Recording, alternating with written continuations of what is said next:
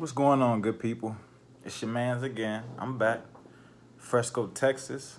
Fresco speaks. Or Fresco Black. Whatever you choose, just know I'm here to bring some news. All right, so I know it's been a little bit, a little time. I only got a couple people who I'm actually talking to. I don't have too many subscribers like that. But, the NFL season is kind of dying down.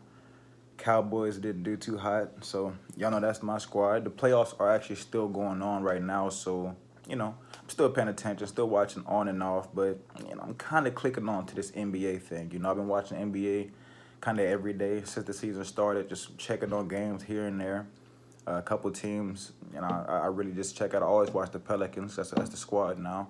I was watching the good old Nets when Kyrie was there, but this man, he got hurt and he just came back last night. And he actually came back solid, man. He hooped. He did what he had to do for his team to get a dub against the Atlanta Hawks. But, this episode I want to bring here today is I want to talk about the three teams that really need a trade so they can kind of flip the fate of their franchises.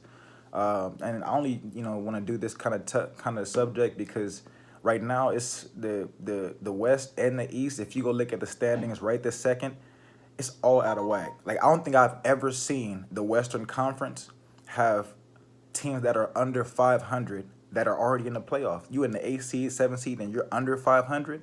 That's a problem. That's a problem. So I just came up with a couple quick scenarios or team trades that we can maybe kind of fix the situation, rebuff the situation, or just make them stronger contenders to maybe beat a 1 or 2 seeded teams. So for me, for starters, I know this is not really a team that's kind of on the hand of things, but the Trailblazers. I think that the Trailblazers, they had to fix something. Like they were struggling for a while. They were on a I don't know how many game losing streak, but they were on a losing streak. So bad so to where they had to go pick up Carmelo Anthony from the free agents. And, when he got there, he brought him life.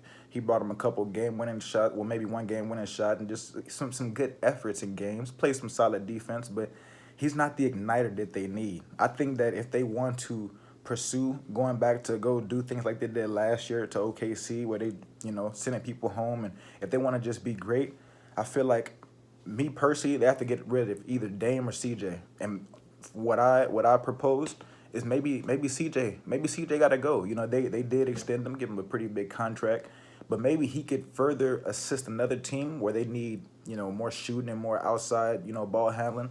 He could help them more as opposed to a team who really kind of has that. And they even have guards like Anthony Simmons off the bench. They have Kim Bazemore who's coming in to help. They got Mario Hezonja, so they have plenty of ball handling and shooting. But what they need is a forward. They need a forward spot player who can just solidify what they're trying to do. So my proposals are Kevin Love and Julius Randle, both of which are great scorers. They're dynamic. Like their game where Cleveland is looking terrible, but Kevin Love will give you 30 and 15, 30 and 17. Just make the game a little better. If he does that with somebody like Dame Lillard, while he has Hassan Whiteside with him, Anthony Simons, whoever else, he can just supplement a better roster better as opposed to just being washed out like he is in Cleveland right now. And Julius Randle, he could definitely help them just because he provides size on the inside. He provides another ball handling wing, especially from a bigger player. He can beat many of his one-on-one opportunities just because not too many forwards can keep up with him, not at that size.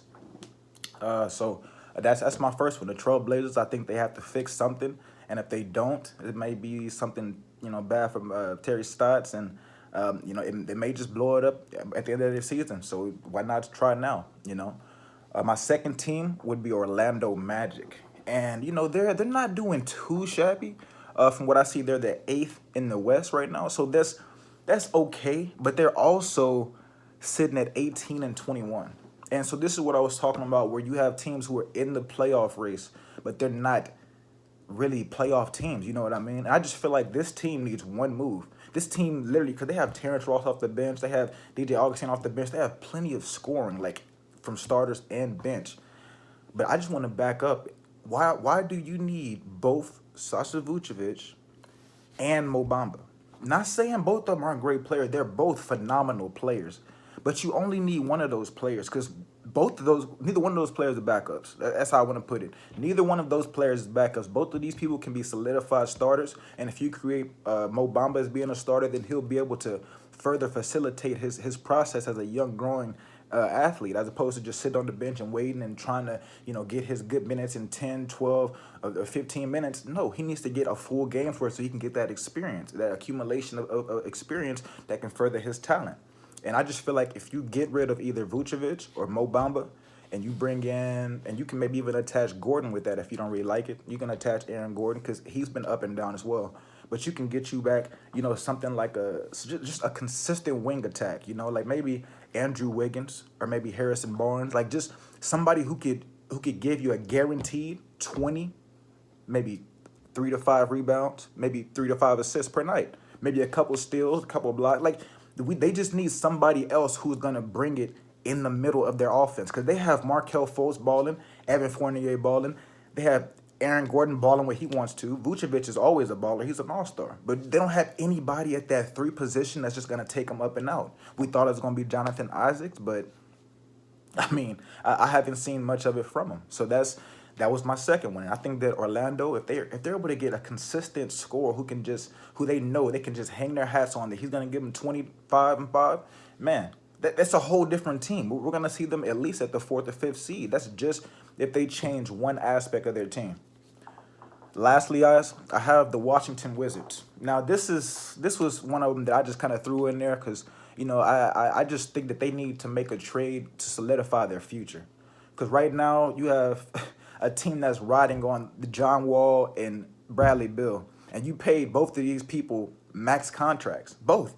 And John Wall hasn't really played or showed any production since he's gotten a max contract. Now, the person that does is Bradley Beal, because Bradley Beal, he's been playing most of the games. He's been putting up 30, 40 points, just playing. He's a baller. And that's why I feel like for them to maximize their future and just to secure their future, they should trade Bradley Beal. I only say that because he has the most value.